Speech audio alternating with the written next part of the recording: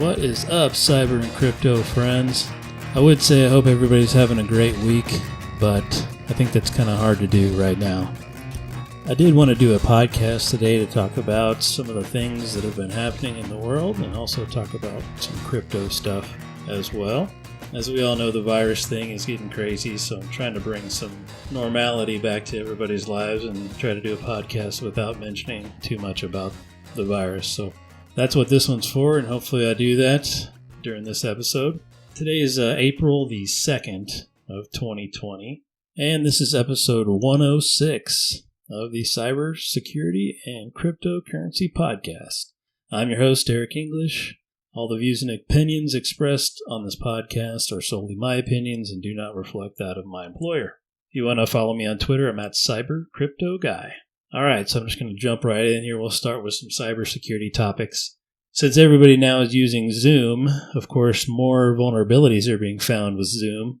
A few of them that I saw recently were pretty interesting. One is about a vulnerability in the Zoom chat. If somebody somehow gets into your Zoom meeting and they are in your chat and they're chatting with you and they send you a UNC path to a file, it could be an arbitrary file that doesn't even exist.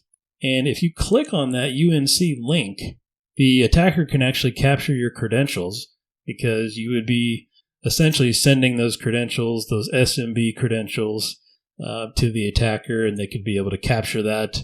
My understanding is that it's a password hash, and of course they could probably try to crack that as well, but either way, that was a pretty interesting flaw that we saw here recently. There's been a couple others too.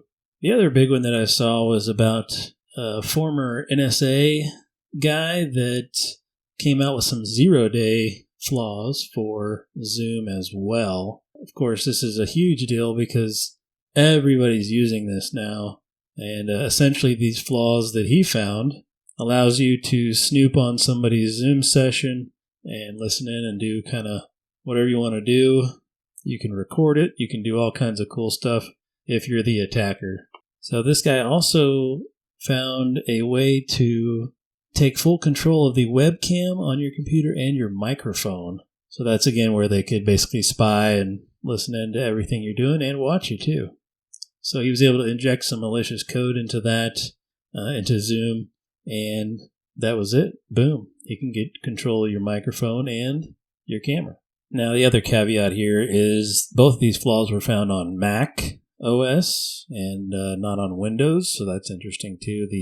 Apparently the Zoom client installs itself with the root account.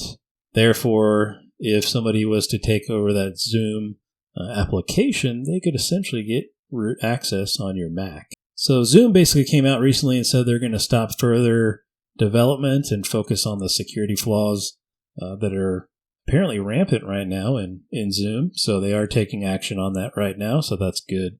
A whole bunch of senators and congressmen in New York were also questioning Zoom's privacy practices. They were basically spying on everybody, of course, like most of these folks do. And it also includes apps like RingCentral or any other kind of white-labeled Zoom apps that might be out there. And all of these were collecting unnecessary amounts of data, of course, like a lot of the other apps do already.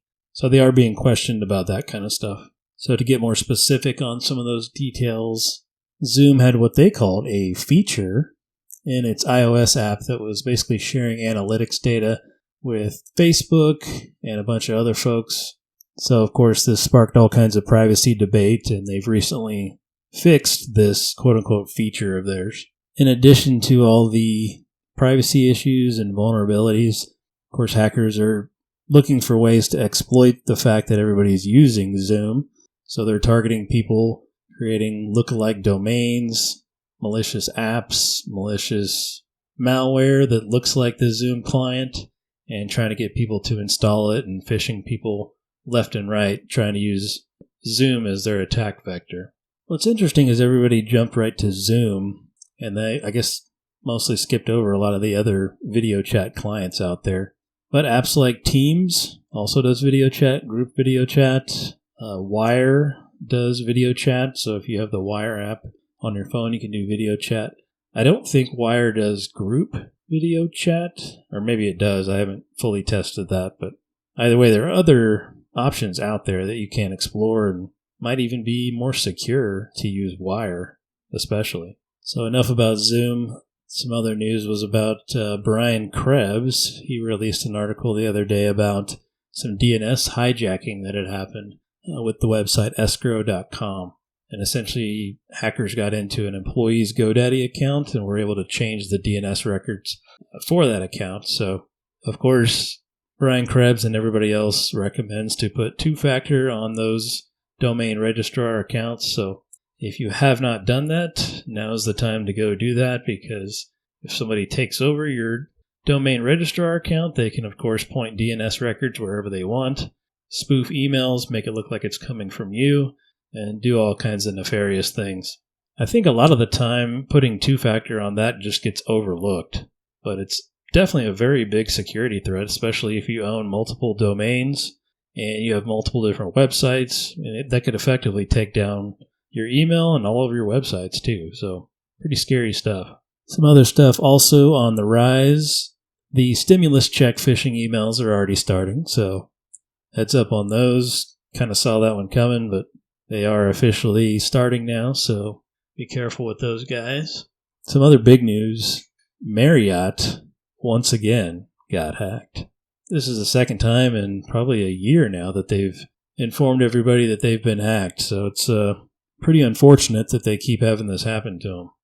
So Marriott said in their statement that 5.2 million hotel guests who used the company's loyalty app were the ones that were affected by this.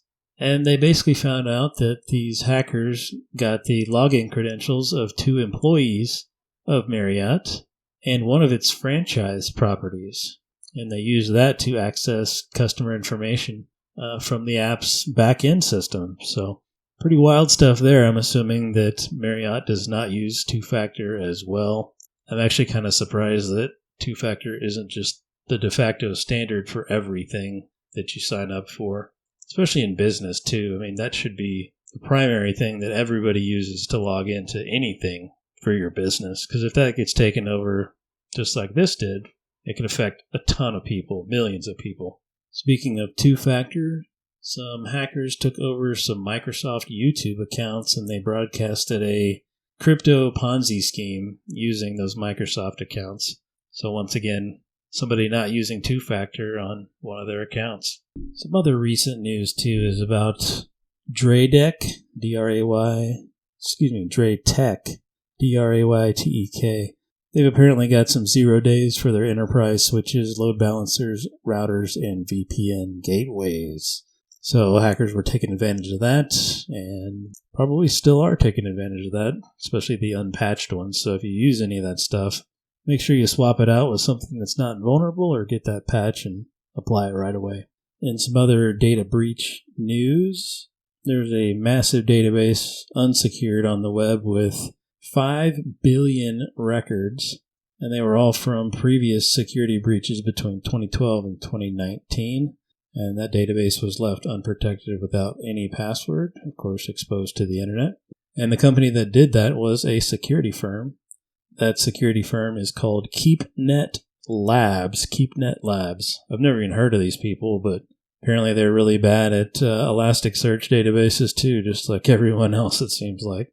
So I'm not sure why they would leave that unsecured on the web, knowing that that's where 90% of the leaks and breaches come from. But some other interesting stuff here that I found about password managers, specifically 1Password and LastPass. Some researchers from New York University were able to figure out a way to create a malicious app and make it look like it was legit, and then get the password manager to then give that app the password. So apparently this is a security flaw, they're saying.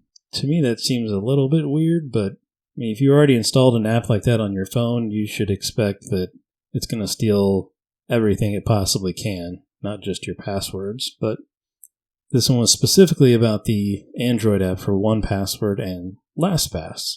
The researchers also tested Dashlane, Keeper, and RoboForm as well. But they specifically cited 1Password and LastPass in this particular article.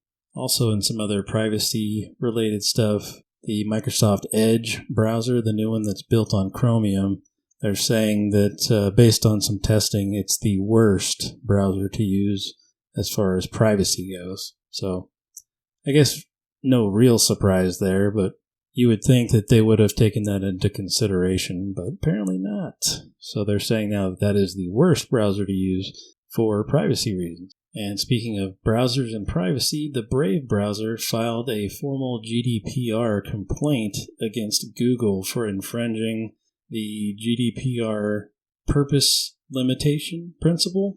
So essentially, they're saying that Google was using all the various apps for much more purposes than they should have been. So they're filing a GDPR complaint against them, specifically talking about the purpose limitation. Also, again, that's a big privacy thing. So kind of interesting that Brave, which is built on Chromium, is the one that's issuing this. But hey, that's good stuff for the privacy world.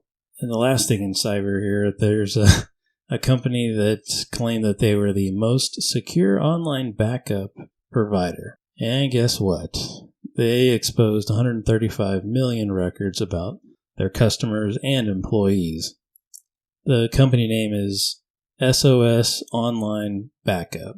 So it's probably a bad idea to say that you're the most secure in the world and you're unhackable and things like that, because people will definitely try to prove you wrong. On the crypto side of things, we're seeing a nice little bounce back in the market today. Got up basically over 7,000 briefly. It's since come back down just a little bit, but certainly good to see that getting back up there at least a little bit from that massive drop that we had all the way down to the 4,000 range. So at least it's getting back up there a little bit. And if you bought in at 4,000 and you held on to it till this $7,000 hit today, you're doing pretty good. I've been doing some trading on the side myself and just little bits here and there, not using a whole ton of money, but I've kind of followed the volatility, and it's been crazy volatility. It's up $1,000 one day, it's down 500 the next. So if you hit those waves just right, you can certainly profit on that. As I said before, BitMEX is probably the most popular one that people use to do that with. But there are some others out there, Bitfinex and a couple others too. To use a lot of those services, though, you have to get on a VPN to another country, because in the US, those are not allowed. So be careful about that too. And of course, as a joke, somebody made a toilet paper token and they essentially they sold out of it, and it's at the top of CoinMarketCap, so it's pretty funny. It saw a 1,000% price surge. So of course, you knew somebody was going to capitalize on that.